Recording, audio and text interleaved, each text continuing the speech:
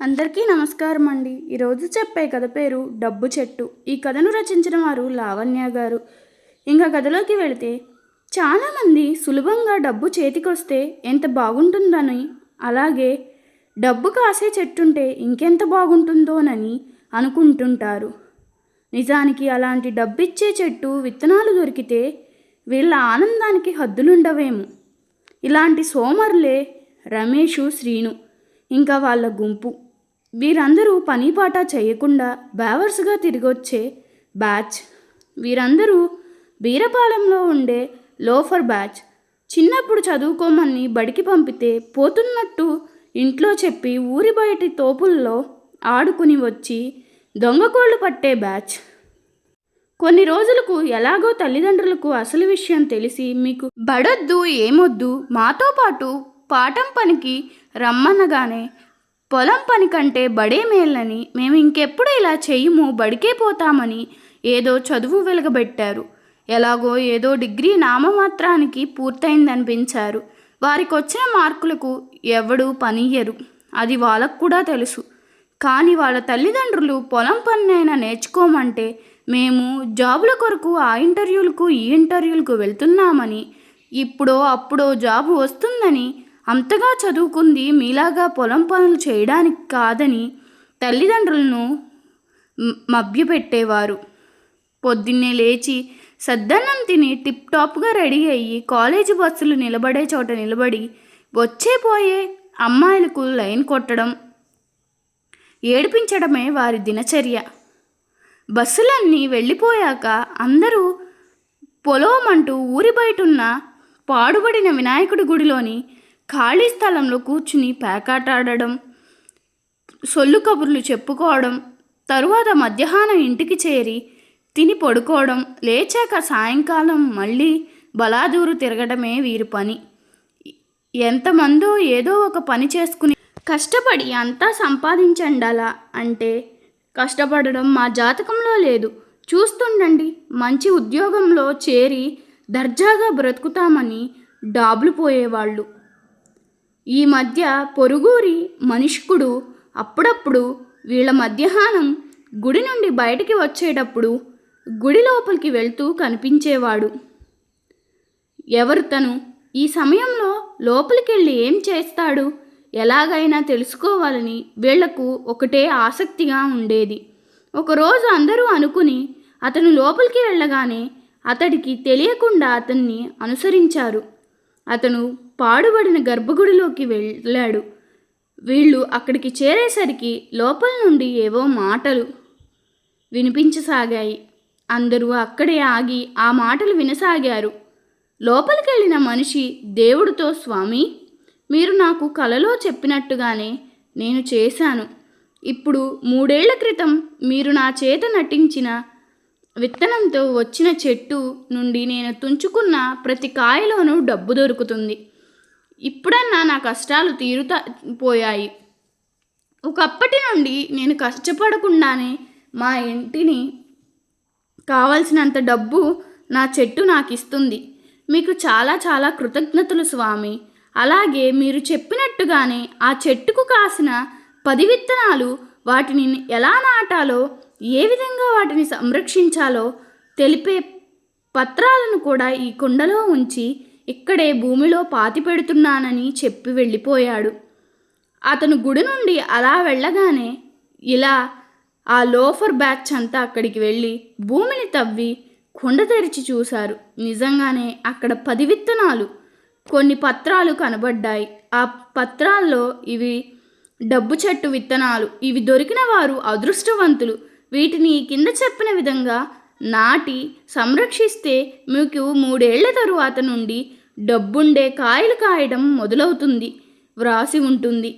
అలాగే ఇందులోంచి ఏ మనిషికైనా ఒక్క విత్తనం తీసుకోవాలి ఆశపడి తీసుకుని నాటిన ఒక్క చెట్టే వస్తుందని వ్రాసుంటుంది. అలాగే విత్తనం ఎవరు నాటుతారో వారే ఆ విత్తనం నాటిన పొలంను సంరక్షించాలి.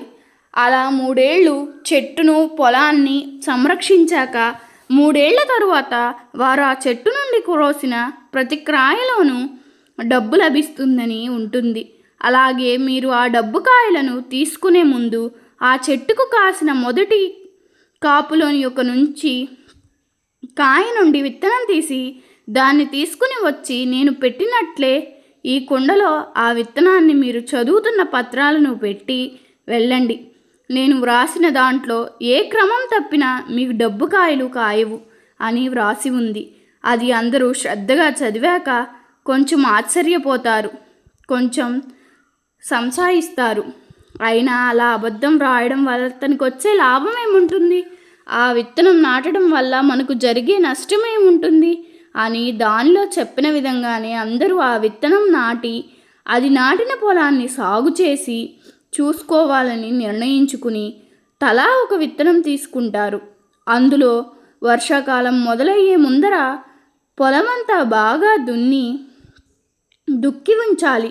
తరువాత ఇంకా వర్షాలు పడతాయనగా పొలం మధ్యలో ఆ విత్తనం నాటి దాన్ని చుట్టూ ఏం పంట వేయాలో, ఎలా నీరు పారించాలో, ఎలా ఆ పంటకు చెట్టుకు మడులు కట్టాలో, ఎలా ఆ 3 ఏళ్ళు ఆ చెట్టును ఆ పొలంను చూసుకోవాలో అన్నీ వ్రాసుంటాయి. అందరూ అలాగే చెయ్యాలనుకుంటారు. ఆ 10 మంది అంతో ఇంతో పొలం ఉన్నవారి పిల్లలే. అందరూ పొలం పనులు చేసిన వారే. ఒక శుభ ముహూర్తాన అందరూ ఇక పొలాలను తానే చూసుకుంటామని వారి తల్లిదండ్రులకు చెప్పగానే వారెంతో సంతోషిస్తారు. ఇంతకాలానికైనా వాళ్ళల్లో మార్పు వచ్చింది, ఏదో ఒక పని చేయాలనే పట్టుదల వచ్చిందనుకుంటారు. ఇక ఈ 10 మంది ఆ పత్రాల్లో చెప్పిన విధంగా పొలం మధ్యలో విత్తనం నాటి మిగతా పొలంలో ఏం చేయాలో అలా చేస్తారు. తరువాత వాళ్ళ తల్లిదండ్రుల సహకారంతో వేళకు వెళ్ళి పొలం చూసుకోవడం మొదలుపెట్టారు. అలా శ్రద్ధగా ముసలి తల్లిదండ్రులు కాక యువకులు పొలాన్ని చూసుకోవడం వల్ల ఆ సంవత్సరం వారందరికీ మంచి లాభాలు వస్తాయి. అందరూ చాలా సంతోషపడ్డారు. ఈ లోఫర్ బ్యాచ్కు కష్టపడి పనిచేయడంలో లేని ఆనందం తెలిసొస్తుంది. మొదట్లో కష్టపడడానికి గొనుక్కున్న 3 ఏళ్ల తర్వాత హాయిగా కూర్చుని తినొచ్చన్న ఆలోచనతో కష్టపడసాగారు. వీళ్ళు పనిచేయడం చూసి అందరూ నిదానంగా నీళ్లను లోఫర్ బ్యాచ్ అనడం మానేశారు. వీళ్ళంతా పొలం పనుల్లో నిష్ఠుతులు అవసాగారు. ఇంతలో 3 ఏళ్ల కాలం పూర్తయింది. నిజానికి పనులతో వాళ్లకు 3 ఏళ్ల పూర్తయినదే గుర్తులేదు. చెట్టుకు కాయలు కాయడం మొదలయ్యాక గుర్తొచ్చి ఆ చెట్టు కాయలు కోసి చూస్తే వారికి డబ్బు కనబడదు. ఏమైనా తప్పు చేశామేమోనని పత్రాలు తీసి చదివి వ్రాసినట్లే చేశామని నిర్ధారణకొస్తారు. కానీ తలా ఒక విత్తనం కుండలో పెట్టవలసి ఉన్నదని చదివాక గుర్తొచ్చి అందరూ పాడుబడిన గుడికి బయలుదేరతారు. ఆ కుండ దాచిన దగ్గరికి వెళ్ళి త్రవ్వి తీస్తారు. కానీ ఇప్పుడు తాము ఖాళీగా ఉంచి పూడ్చిన కుండలో వారికి ఒక పత్రం దొరుకుతుంది. అది తీసి చదవసాగారు. అందులో ఇలా ఉంది: ఇది చదివేసరికి మీ పొలంలో డబ్బు పండుతూ ఉండుంటుంది కదా. అది చదివి వారు లేదు అని తెల్లమొహాలేసుకుని ఒకరినొకరు చూసుకుని తిరిగి చదవసాగారు. అబద్ధం చెప్పొద్దు.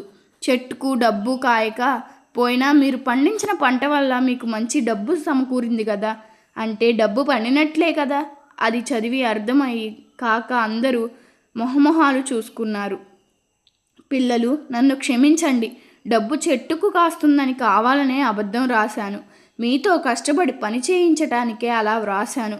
చూసారా, ఇప్పుడు మీ కష్టపడి పనిచేయడం వచ్చింది, చేతి నిండా డబ్బు కూడా వచ్చింది. నేను ప్రతిరోజు మీరు ఇక్కడికి వచ్చి గంపలు కొట్టుకుంటూ కాలం వృధా చేయడం చూసి మీలో మార్పు రావడం కొరకే ఇలా నాటకం ఆడాను. మీరు ఎప్పుడూ శ్రమ పడకుండా డబ్బు సంపాదించుకోవాలనుకున్నదే వినడం కూడా ఇలా నాటకం ఆడడానికి ఒక కారణం. మీకొకటి చెప్తా వినండి. శ్రమతో సంపాదించిన డబ్బు ఎప్పుడూ వృధా కాదు, వృధా చేయలేరు కూడా. అదే ఉచితంగా వచ్చిన సొమ్ము ఎప్పుడూ చేతిలో నిలవదు. వృధాగా విలాసాలకు వ్యాసనాలకు ఖర్చు అయిపోతుంది. ఎప్పుడైనా కష్టపడి సంపాదించిన డబ్బే సంతోషాన్ని సంతృప్తిని కలిగిస్తుంది. మీరు ఇప్పుడు దాన్ని అనుభూతి చెందుతున్నారని నాకు తెలుసు. ఇక మీదట కూడా మీరు ఇలాగే కష్టపడి సంపాదించి ఆనందంగా జీవించాలని ఆశిస్తున్నాను అని వ్రాసి ఉంది. అది చదివాక వారికి కొంచెం నిరాశ కలిగిన తాము కూడా పనిమంతులైనందుకు సంతోషించి అతనికి మనసులోనే కృతజ్ఞతలు తెలుసుకున్నారు. డబ్బెప్పుడు చెట్లకు కాయదు, ఆ చెట్లను చూసుకున్న కష్టానికి కాస్తుంది అని అందరూ గుర్తుంచుకోండి. నిజానికి డబ్బు చెట్టుకు కాస్తుందంటే ఎవరు నమ్మరు. కానీ మా కంపెనీలో పెట్టుబడి పెడితే ఒక్క సంవత్సరంలో రెండింతలు అవుతుంది, మూడింతలు అవుతుంది అనగానే పెట్టేసి వాళ్ళు మొత్తానికే ఎత్తేస్తే లబోదిబో అంటుంటారు. అప్పుడు శ్రమ పడకుండా వస్తుందనే ఆశే కానీ అలా ఎలా ఇవ్వగలగరనే ఆలోచన ఉండదు. ఇలాంటిది ఇంకొక పద్ధతిలో కూడా ఈ మధ్యకాలంలో చాలామంది డబ్బు పోగొట్టుకున్నారు. మొదట ఒకరు డబ్బు కట్టి చేరి ఇంకో ముగ్గురిని చేర్పించాలి, అలాగే వాళ్ళు ఇంకో ముగ్గురిని చేర్చాలి. అలా చేరినప్పుడంతా ముందు చేరిన వారికి డబ్బు వస్తూ ఉంటుంది. ఏ పని చేయకుండా అలా డబ్బు వస్తుందని అంతా చేరిపోతుంటారు. ఇలా చేస్తూ పోతే ముందు ముందు చేరిన వారికి బాగా లాభాలు వస్తాయి. చివరాఖరణ చేరిన వారు చేర్పించటానికి మనుషులు దొరకక చైన్ బ్రేక్ అయ్యి ఇచ్చిన డబ్బు రాక బాధపడుతుంటారు. ఈ విధానం వింటేనే తెలిసిపోతుంది అక్కడ ఏ పని జరగడం లేదని. అయినా వచ్చినన్ని రోజులు వస్తాయని చెప్తుంటారు, బాధపడుతుంటారు. ఇలాంటివెన్నో ఈ కథల ఇలాంటి వారందరికీ అంకితం. ఇంకా మీకు ఈ కథ నచ్చినట్లయితే నా ఛానల్ను సబ్స్క్రైబ్ చేసుకోండి. అలాగే మీ అభిప్రాయాన్ని కామెంట్ రూపంలో తెలపండి. ధన్యవాదములు.